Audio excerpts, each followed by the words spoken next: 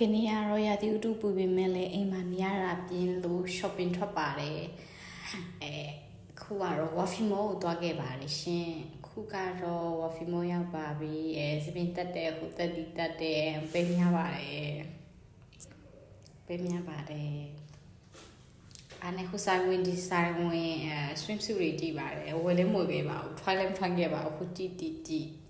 ဟိုကိုင်းကြည့်ဒီကိုင်းကြည့်ဆက်စုခဲ့ပါတယ်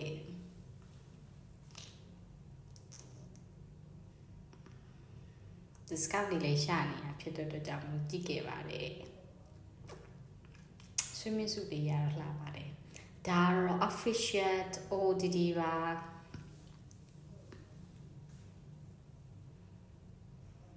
အဲ့ဒါပြီးတော့ shopping mall အပြင်ဘက်ကရေတကုံလေးရှိတဲ့နေရာကိုသွားညနေဆောင်လေးဆိုလူလေးရှင်းတယ်တိတ်လည်းမပူတော့တော်တော်လေးတတရေရရှိရပေါ့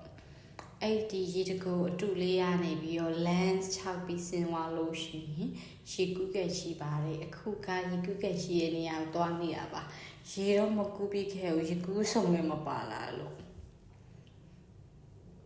ဒီကုကကလည်းတိတ်ပြီးတော့လူတွေမရှိဘူးဝါဖီမောကတိတ်ပြီးတော့လူတိတ်မလာတော့လေအေးစစ်ရှိရအေးစစ်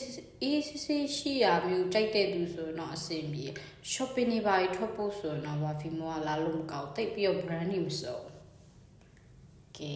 ခုကတော့ swimming pool ရောက်ပါပြီရှင် swimming pool လေးအရင်တာရဒီနေရာလေးလေးကလည်းတပူဝင်းနေ